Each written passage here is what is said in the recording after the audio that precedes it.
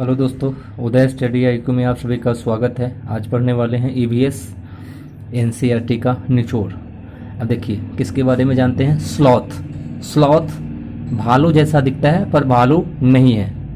दूसरा पॉइंट, ये VBI ये क्वेश्चन पूछ चुका है कि स्लॉथ पेड़ों पर उल्टे लटक कर कितने घंटे सोता है, तो 17 घंटे तक सोता है। स्लॉथ पेड़ों पर उल्टे लटक कर 17 घंटे सोता है।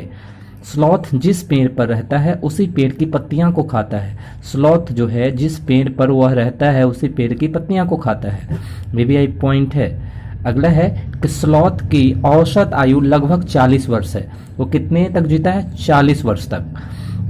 स्लॉथ अपने पूरे जीवन काल में लगभग 7 से 8 पेड़ों पर ही निवास करता है, यानी अपने जीवन काल में 7 से 8 पेड़ों पर ही वह अपना निवास करता है, ठीक है, यानी रहता है।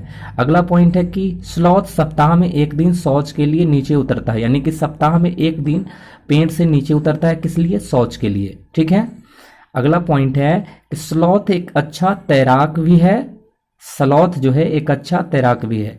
अगला पॉइंट याद रखना है कि अधिकांश स्लॉथ अमेरिका महाद्वीप में पाए जाते हैं। पूछागा कि स्लॉथ कहाँ पाए जाते हैं, तो अमेरिका महाद्वीप में पाए जाते हैं, ठीक है। स्लॉथ से क्वेश्चन खत्म हो गया, ठीक है। आपको याद रखना है, फिर से आपको रिपीट कर देते हैं स्लॉथ का। तो स्लॉथ को आपको याद रखना है कि स्लॉथ पेड़ों पर उल्टे लटक कर सोता है। कितने घंटे सोता है? 17 घंटे सोता है।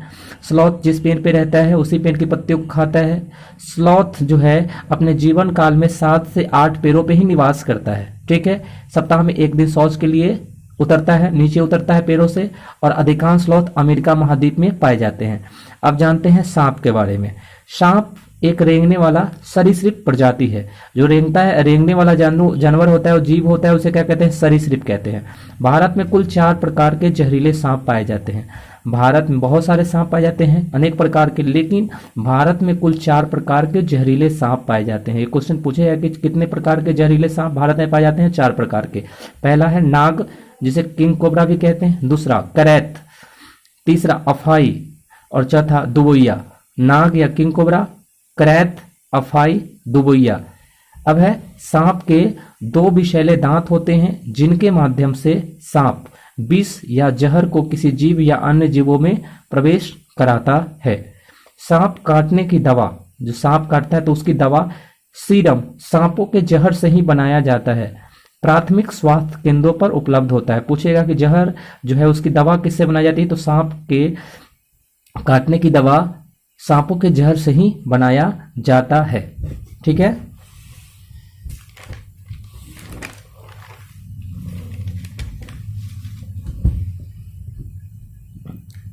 सांपों के दांत होते हैं, लेकिन वह अपना भोजन या शिकार को सीधा निगल जाता है।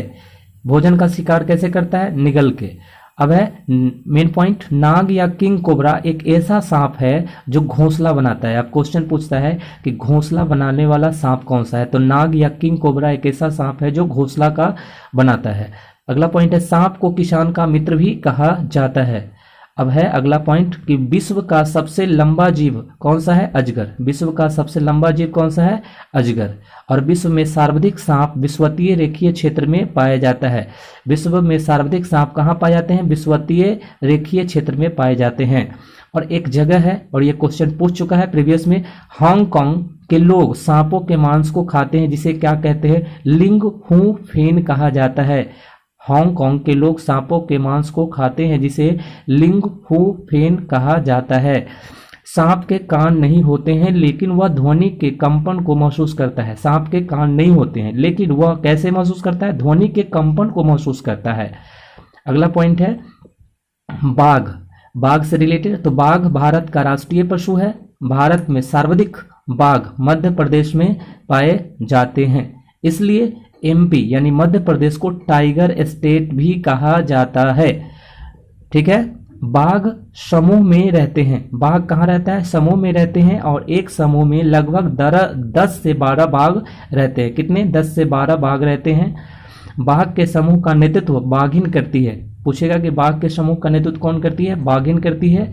और बाघ को नर बच्चा या 3 से 4 वर्ष की आयु उम्र में ही अपने समूह को छोड़ देता है। जो नर बच्चा होता है वह 3 से 4 वर्ष की आयु में ही अपने समूह को छोड़ देता है।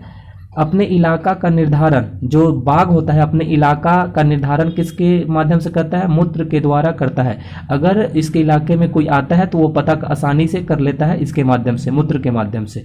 बाघ अंधेरे में भी मनुष्य से 6 गुना अधिक दिख सकता है। जो बाघ है वो अंधेरे में भी मनुष्य से कै गुना देख सकता है? तो 6 गुना अधिक देख सकता है। बाघ अंधेरे में भी अपनी मूंछों के माध्यम से रास्ता बना लेता है। रात में वो अगर जाता है तो उसे रास्ते बनाने में परेशानी नहीं होती, क्योंकि वह मूंछों के माध्यम से रास्ता बना लेता है। बाघ के कान कई दिशाओं या चारों दिशाओं में गति कर सकता है, यानी बाघों के जो कान होते हैं चारों दिशा में घूम सकते हैं, जिसके कारण वह पत्तियों की सरसराहट एवं किसी जीव के आने के कारण, या आने जब जीव आ रहा है या पत्तियां सरसरा रही है, दोनों में ये डिफरेंसेस कर सकता है कि पत्तियां सरसरा रही है या कोई जीव आ रहा है। यह पता किस लिए करता है बाघ? क्योंकि ये जो कान होते हैं वो चारों दिशाओं में घूम सकते हैं। ठीक है। अब है, जब बाघ दहाड़ता है तो लगभग 3 किलोमीटर दूर तक सुनाई देता है। कितने किलोमीटर तक? 3 किलोमीटर तक दूर सुनाई देता है। आबादी इसकी घट रही है। क्यों घट रहा है? क्योंकि इसके शिकार किए जा रहे हैं, प्राकृतिक आवास का विनाश हो रहा है। अवैध शिकार किस लिए करते हैं? क्योंकि इनके खाल बहुत महंगे दामों पर बिकता है। इस कारण बाघों के संरक्षण के लिए भारत सरकार के द्वारा वर्ष 1973 में टाइगर प्रोजेक्ट शुरू किया गया था। आपसे पूछेगा भी ये क्वेश्चन कि बाघों के संरक्षण बचाव के लिए टाइगर प्रोजेक्ट कब शुरू किया गया? 1973 में। और पूछेगा कि जिम कॉर्बेट नेशनल पार्क कहाँ है? तो उत्तराखंड में है, से शुरू किया गया था। कहां से शुरू किया गया था tiger project? Jim Corbett national park Uttarakhand से शुरू किया गया था। अगर यह आपको वीडियो अच्छा लगता है, वीडियो को लाइक करें और चैनल को सब्सक्राइब करें। Thank you for watching.